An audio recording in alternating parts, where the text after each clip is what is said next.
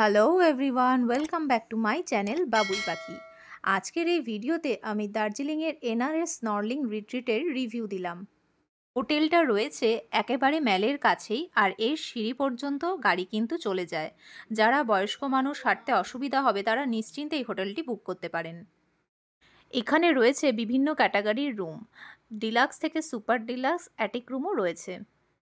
আমরা ছিলাম একটি সুপার ডিলাক্স রুমে, সেই রুমটারই এখানে ভিডিও আমি শেয়ার করলাম। সিঁড়ি দিয়ে উঠেই লম্বা করিডোর পেরিয়ে ছিল আমাদের রুম নাম্বার 401। আর এই রুমটার ট্যারিফ ছিল পার ডে 4000 করে।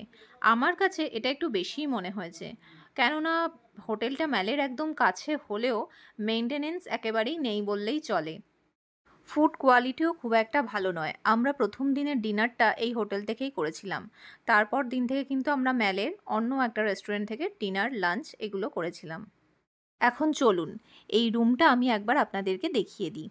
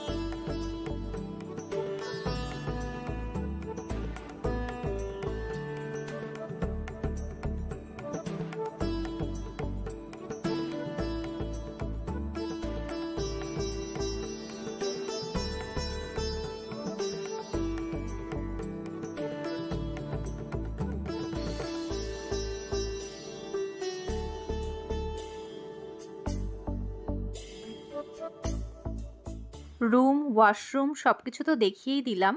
আর এটা হচ্ছে ঠিক বাইরের ভিউটা, এটা সন্ধ্যের টাইমে। মর্নিংয়ের ভিউটাও অসাধারণ, জাস্ট জানলাটা খুললেই আপনাদের মন ভালো হয়ে যাবে।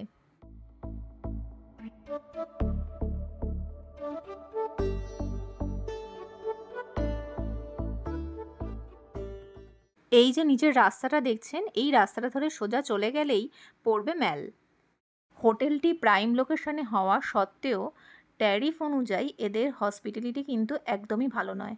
মেনটেনেন্স তো একদম নেই বললেই চলে, ফুড কোয়ালিটিও খুব একটা ভালো নয়, আর মাঝের মধ্যেই কিন্তু জলের প্রবলেম। আমি হোটেলটার একেবারে অনেস্ট একটা রিভিউ দিলাম। তোমরা কিন্তু এই ট্যারিফে আরও প্রচুর ভালো হোটেল কিন্তু পেয়ে যাবে ম্যালের কাছেই।